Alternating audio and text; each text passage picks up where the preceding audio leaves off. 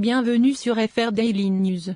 Notre actualité d'aujourd'hui parlera de « Demain nous appartient », spoilé, épisode 1579, John frappé à la barre de fer, il est hospitalisé entre la vie et la mort. Sarah et Nordine cherchaient John Kovacs après l'appel téléphonique. Ils l'ont malheureusement trouvé inconscient, pouls faible, il était allongé sur le sol et saignait. Benjamin montre à Bastien une vidéo de son père hospitalisé avec un masque à gaz. Benjamin le rassure, il est bien pris en charge. John a été attaqué. Bastien explique à Benjamin que son père l'a appelé hier pour lui dire qu'il a trouvé le coupable. Christelle Moreno était ivre, Sylvain perdait constamment ses clés et il lui demandait de vérifier. John Kovacs a été frappé par une barre métallique alors qu'il le prenait par derrière comme flamand. Soraya va tenter d'obtenir la grâce de Bruno Paoletti. Elle a soutenu qu'il avait une chance parce que le juge s'était rendu compte qu'il avait été manipulé. Soraya lui a expliqué qu'il devait trouver un logement et un travail pour avoir une chance. Bruno ne voulait plus être un fardeau pour Nathan. Il pensait qu'il dirait non. Quant au travail, il se demandait si Alex pourrait l'embaucher à temps partiel.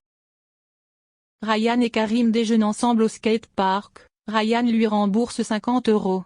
Ryan lui dit que Nordine a tenté de le payer mais qu'il a dû insister. Jack et Jordan voient arriver Nordine avec ses baskets, Nordine leur avoue que c'est Ryan qui les lui a vendus. Ce fut un choc.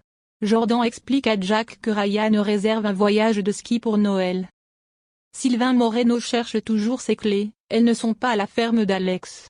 Si Christelle les retrouve, Sylvain prendra un pari. Alex accepte de ramener Bruno à la ferme et Sylvain va tenter de convaincre Nathan de l'accepter. Sylvain va parler à Nathan au marché de Noël. Nathan est catégorique, il ne veut pas aider Bruno. Il dit qu'il n'a pas besoin de lui dans sa vie. Bruno vient d'eux. Chloé vient chercher Diego à l'hôpital, ce dernier est dans la chambre de Bastien. Ils deviennent amis. Ils ont échangé leur numéro de téléphone. Gérald se rend à l'hôpital, il demande à Christelle car il veut faire tester Bastien. Christelle Moreno a déclaré que Bastien avait trouvé un donneur. Gérald sait que le père de John est entre la vie et la mort. Il prétend que c'est très dramatique. Gérald a fait semblant de sortir de l'hôpital. Un morceau de musique a été retrouvé sur un échange entre un homme, Gérald, et Flamand. John Kovacs est disculpé. Sylvain Moreno est rentré, il a dit à Christelle qu'il avait cherché la clé partout mais qu'il ne l'avait pas trouvée. Christelle les a trouvés par hasard dans l'allée du jardin. Victoire avoue à Benjamin que les prochaines heures seront décisives pour John. Benjamin lui dit que John est un véritable ami. Victoire serre Benjamin dans ses bras et lui dit « Je suis vraiment désolé. Et pour tout. » Merci d'avoir regardé et à la prochaine vidéo. N'oubliez pas de vous abonner à notre chaîne. En attendant, faites-nous part de vos commentaires dans la section. Samedi soir, TF1 diffusait un nouveau numéro de The Voice, saison 11 déjà.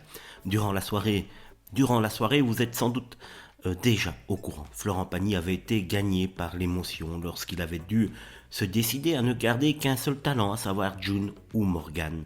Si son choix a finalement été de donner sa chance à cette dernière, le coach du télécrochet n'a pas pu cacher sa tristesse à l'idée de faire souffrir la candidate qu'il n'a pas retenue pour la suite de l'aventure, même si malheureusement c'est le but de l'émission.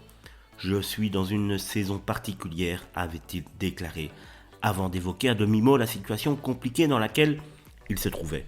En fait, il y a plein de talents étranges et j'en ai beaucoup dans mon équipe de talents étranges. Je suis attiré par cette étrangeté, affirmait-il en larmes, avant de révéler qu'il avait l'intention de garder Morgane auprès de lui. Tu as une vraie émotion naturelle, lui lançait-il avec admiration. Après la diffusion de l'émission et de l'épreuve des battles, dont l'enregistrement avait été réalisé en janvier dernier, Nikos a réagi sur son compte Twitter, visiblement touché par la sensibilité et la sincérité de son ami en partageant une photo en noir et blanc de Florent Pagny. L'animateur emblématique de la première chaîne a écrit avec une certaine tendresse « Qu'est-ce qu'on t'aime, hermano ?» qui veut dire tout simplement frère en espagnol. Dans les commentaires qui ont suivi ce tweet, plusieurs internautes également fans de The Voice ont vanté